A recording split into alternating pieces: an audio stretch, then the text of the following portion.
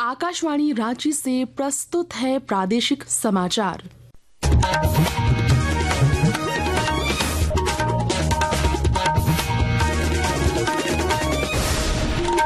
नमस्कार, प्रादेशिक समाचारों के साथ मैं तृप्ति कुमारी। पहले मुख्य समाचार।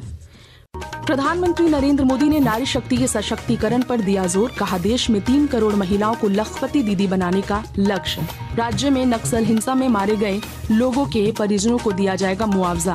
गृह कारा एवं आपदा विभाग ने जारी किया आदेश। डीसी और एसएसपी के निर्देश पर रांची के बिरसा मुंडा केंद्रीय कारा में औचक छापेमारी। कैदी वार्ड से लेकर जेल अस्पताल तक की हुई जांच। राज्य भर में बढ़ी दुर्गा पूजा की रौनक। रांची में आज शाम खुलेंगी अधिकांश पूजा पंडालों के पट। शहर में कल से बदल जाएगी यातायात व्यवस्था। और खेलो इंडिया के तहत कोडरमा में आयोजित हुआ साइक्लोथन। केंद्रीय मंत्री अन्नपूर्णा देवी ने फिटनेस के साथ पर्यावरण को प्रदूषण मुक्त रखने का दिया संदेश। और अब समाचार विस्तार से। प्रधानमंत्री नरेंद्र मोदी ने कहा है कि देश की नारी शक्ति का सशक्तिकरण हमारी सरकार की सर्वोच्च प्राथमिकता है। उन्होंने आज वर्चुअल माध्यम से बिहार में मुख्यमंत्री महिला रोजगार योजना की शुरुआत करते हुए कहा कि सरकार ने देश में 3 करोड़ बहनों को लखपति दीदी बनाने का लक्ष्य रखा है। लखपति दीदी योजना का मुख्य उद्देश्य महिलाओं को आर्थिक रूप से सशक्त बनाना है। केंद्र सरकार ने देश में 3 करोड़ लखपति दीदी बनाने का लक्ष्य रखा है। 2 करोड़ से अधिक बहनें अब तक लखपति दीदी बन चुकी है। और मैं गांव की महिलाओं की बात कर रहा हूं। उनकी मेहनत से गांव बदले हैं, समाज बदला है और परिवार का रुतबा भी बदला है। राज्य में नक्सल हिंसा में मारे गए 5 लोगों के परिजनों को मुआवजा दिया जाएगा। गृह कारा एवं आपदा विभाग ने इस संबंध में आदेश जारी कर दिया है।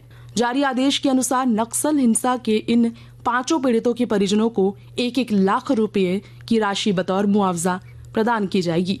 ये पीड़ित चाईबासा, खूंटी, रांची और गुमला जिले के रहने वाले हैं। रांची डीसी मंजुनाथ भजंत्री और एसएसपी राकेश रंजन के निर्देश पर आज पुलिस और प्रशासन की टीम ने बिरसा मुंडा केंद्रीय कारागार में 3.25 घंटे तक सघन छापेमारी की। छापेमारी के दौरान जेल के अंदर कुख्यात कैदियों सहित अन्य सभी कैदियों के वार्डों और जेल अस्पतालों की तलाशी ली गई। छापेमारी में पुलिस की ओर से जेल के भीतर कोई भी आपत्तिजनक सामग्री बरामद नहीं हुई। भारतीय वायुसेना ने आज चंडीगढ़ में 6 दशक की राष्ट्र सेवा के बाद MiG-21 विमान को विदाई दी। रक्षा मंत्री राजनाथ सिंह और वरिष्ठ अधिकारियों की उपस्थिति में इस विमान को सेवा मुक्त किया गया। चीन भारत युद्ध के बाद 1963 में भारतीय वायुसेना में शामिल किया गया। MiG-21 देश का पहला सुपरसोनिक लड़ाकू विमान था। इस विमान ने 1965 और 1971 के भारत पाकिस्तान युद्ध में निर्णायक भूमिका निभाई थी। आकाशवाणी के ताजा तरीन समाचारों के लिए आप हमारी वेबसाइट newsonair.gov.in पर लॉग ऑन कर सकते हैं। ताजा समाचार X handle @AIR news alerts और Facebook page All India radio news पर भी उपलब्ध है।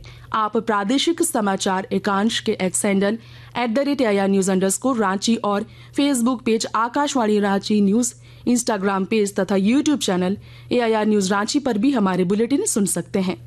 प्रादेशिक समाचार आप आकाशवाणी रांची से सुन रहे हैं। प्रधानमंत्री नरेंद्र मोदी के नेतृत्व में सरकार सेवा और सुशासन के मंत्र से प्रेरित होकर परिवर्तन तथा प्रगति लाने के लिए अथक प्रयास कर रही है। इस विशेष श्रृंखला सेवा पर्व में आज हम आपको बता रहे हैं कि कैसे मोदी सरकार ने भारत के बढ़ते ई-गवर्नेंस इकोसिस्टम के माध्यम से शासन को एक सहज, पारदर्शी और समावेशी डिजिटल अनुभव में बदल दिया है। एक रिपोर्ट।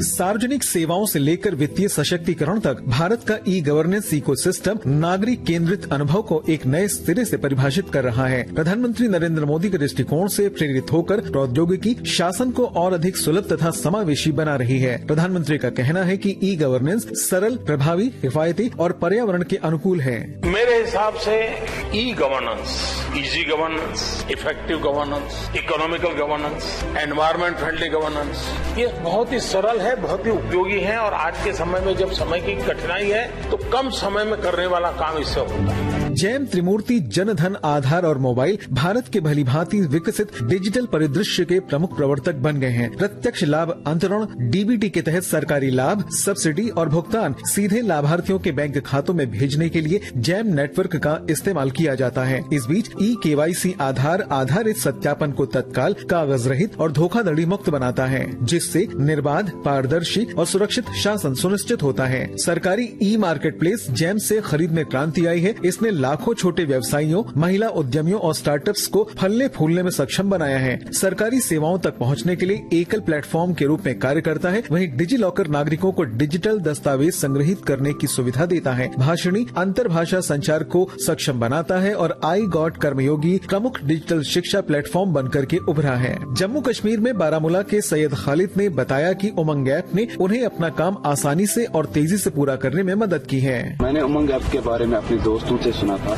और मैंने ये डाउनलोड की।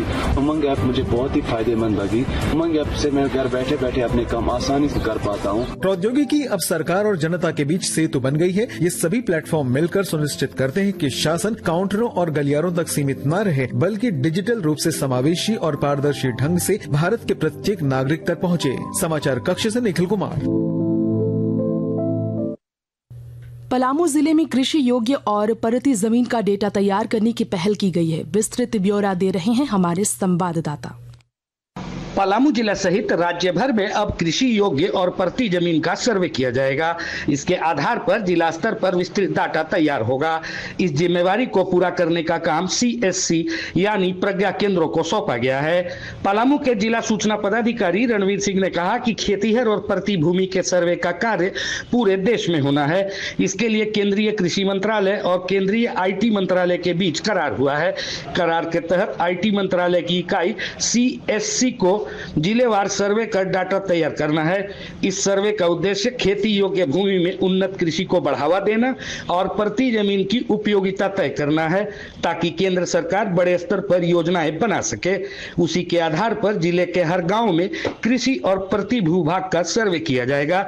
सर्वे के बाद तैयार डाटा भारत सरकार के कृषि व IT मंत्रालय को सौंपा जाएगा। सर्वे के लिए ग्रामीण क्षेत्र के सभी प्रज्ञा केंद्रों के VLE को ट्रेनिंग दी जाएगी। ट्रेनिंग में उनको बताया जाएगा कि किस मानक पर खेती योग्य और प्रति जमीन का आंकड़ा जुटाना है। जसप्रीत सिंह, आकाशवाणी समाचार, पलामू। शारदीय नवरात्रि का आज 5वां दिन है। आज मां दुर्गा के स्कंद माता स्वरूप की पूजा हो रही है। इधर राजधानी रांची में कई पूजा पंडालों के पट खोल दिए गए हैं, जहां श्रद्धालुओं की भीड़ उमड़ने लगी है। आज बकरी बाजार, Harmu, Panch Mandir, Ranchi railway station, RR sporting club, Rajasthan Mitra Mandal और चंद्रशेखर आजाद दुर्गा पूजा समिति समेत कुल 8 दुर्गा पूजा पंडालों के पट खुलेंगे। दुर्गोत्सव को लेकर रांची में कल से यातायात व्यवस्था में बदलाव किया जाएगा।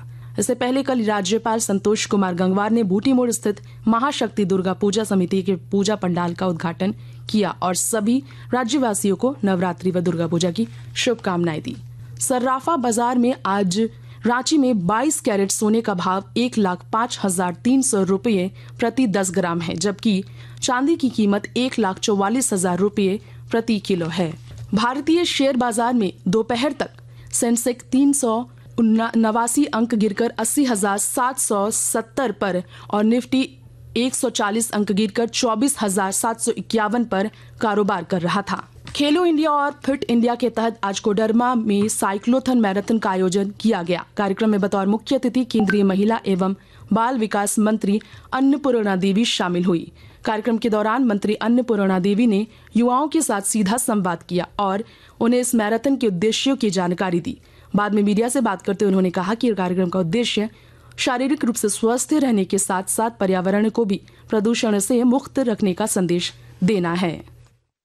आज साइक्लोथॉन मैराथन के माध्यम से एक हम संदेश देना चाहते हैं कि लोग स्वच्छता से भी जुड़े, पर्यावरण को संतुलित रखें और अपने स्वास्थ्य पर विशेष रूप से ध्यान दें। साइकिलिंग स्वास्थ्य के लिए बहुत ही अच्छा है। जो बच्चे साइकिल यूज करते हैं तो उनका स्वास्थ्य भी अच्छा होता है और उसके साथ साथ हम पर्यावरण को प्रदूषित होने से भी बचाते हैं। अंत में मुख्य समाचार एक बार फिर। प्रधानमंत्री नरेंद्र मोदी ने नारी शक्ति के सशक्तिकरण पर दिया जोर। कहा, देश में 3 करोड़ महिलाओं को लखपति दीदी बनाने का लक्ष्य। राज्य में नक्सल हिंसा में मारे गए लोगों के परिजनों को दिया जाएगा मुआवजा। गृह, कारा एवं आपदा विभाग ने जारी किया आदेश। डीसी और एसएसपी के निर्देश पर रांची के बिरसा मुंडा केंद्रीय कारा में औचक छापेमारी। कैदी वार्ड से लेकर जेल अस्पताल तक की हुई जांच।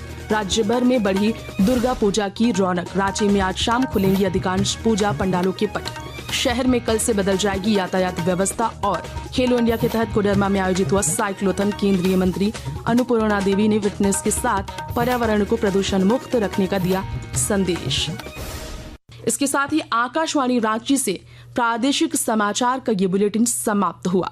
अगला प्रादेशिक समाचार बुलेटिन दोपहर 2:55 पर प्रसारित किया जाएगा। नमस्कार।